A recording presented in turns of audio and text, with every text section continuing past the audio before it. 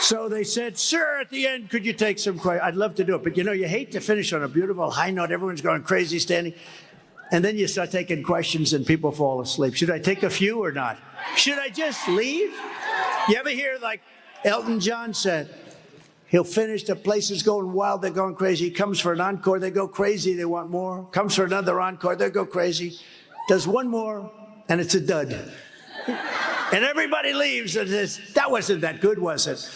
So oftentimes you're better off you leave on a high note, but I said I would do that. So why don't we take a few questions and then, sure, ma'am, please. Hi. My husband is up there. We are Iowa farmers and also small business owners. So I would like to know what you're going to do for small businesses. Well, we are, the biggest thing, bigger than the tax cuts, which were the biggest ever, is we cut regulations. And we cut regulations for small business, the likes of which you had businesses that couldn't survive. It was just impossible for them to survive.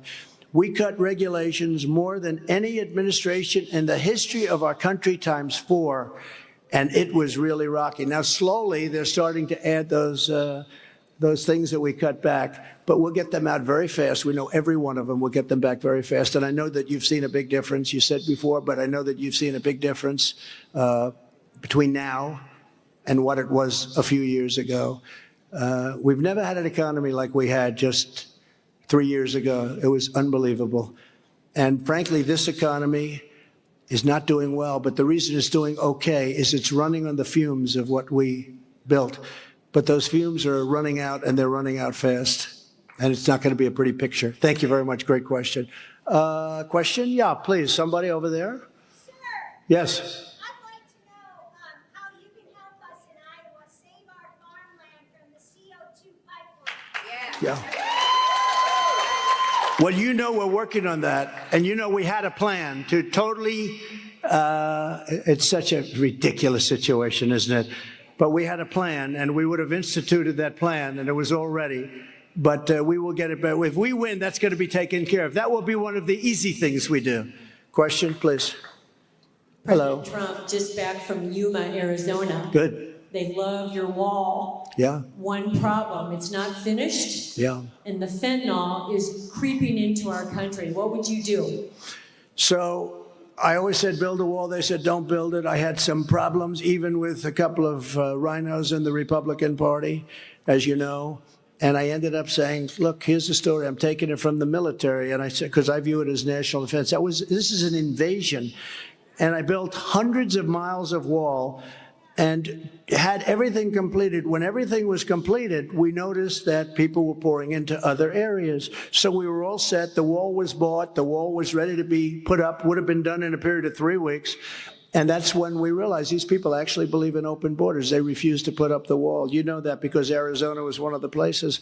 But we will get that finished. But more importantly, we had great deals with Mexico, stay in Mexico. People weren't coming in. We had it, that last period of time between the wall, you know, I got 28,000 Mexican soldiers guarding our territory. I went to the president of Mexico. I said, you have to give us soldiers. They said, you have to be kidding. Why would we ever do that? I said, because you have people pouring through Mexico, you have to. And they said, we will not do that. And other things, stay in Mexico, they wouldn't agree. They wouldn't agree to any of this stuff. And he's a great guy, but he, you know, why would he? And he wouldn't. And their representatives laughed and smiled at me. They said, we will not do that. A woman in the State Department, she worked on Mexico for 25 years, and she was very good, but she said, they'll never approve that. We've been asking for that stuff for years. I said, I'll make you a bet. And she said, well, you're not going to win. We've been asking for this for years. And she was a serious person. And so I said to her, I'll tell you what, it's 100%. And the top person in Mexico outside of the president came in representing Mexico and the president. I said, here's what we need. I said, give me a list of my people and the Border Patrol and ICE. These people are incredible. Brandon Judd and Tom Homan, who's fantastic. They have such incredible people. I said, give me a list of the 10 things that you want from Mexico and the other states, but in this case, because it's on the southern border of Mexico.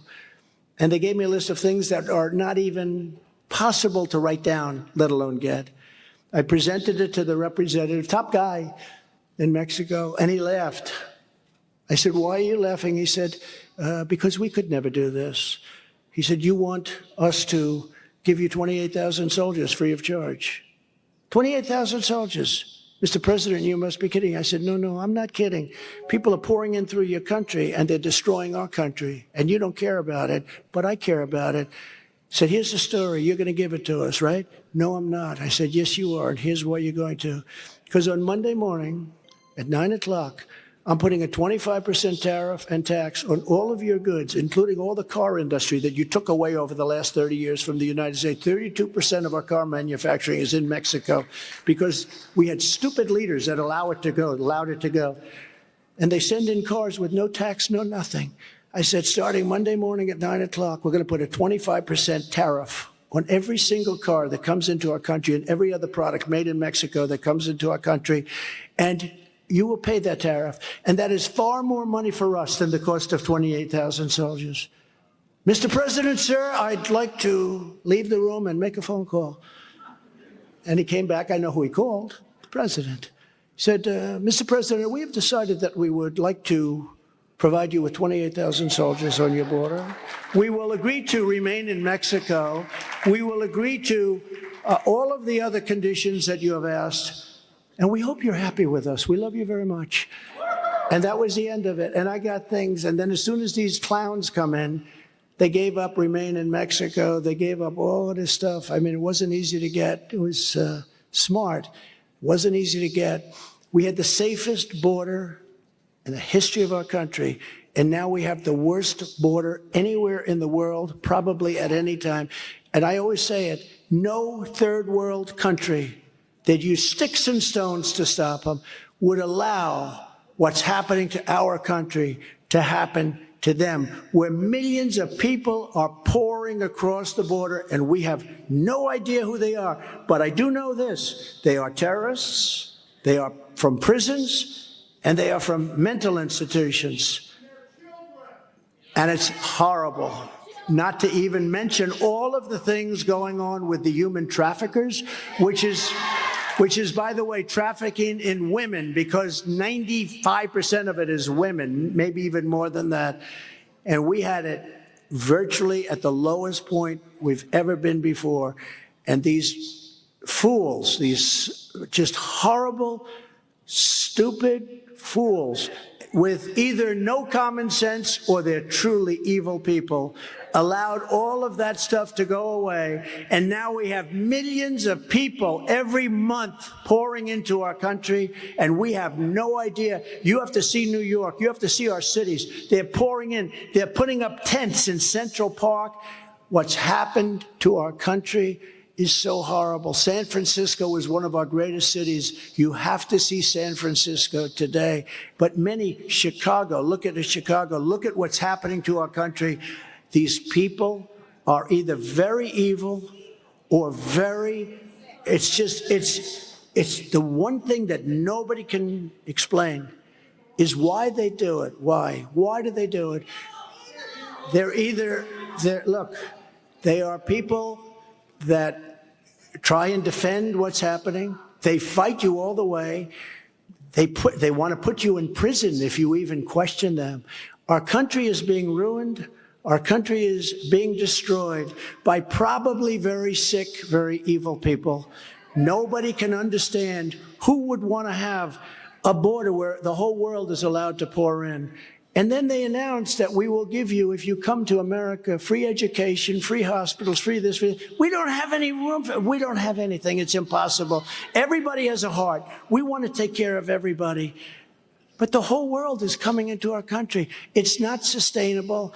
Our country is a mess. We will turn our country around. We will make America great again. Thank you very much, everybody. Thank you. Thank you very much.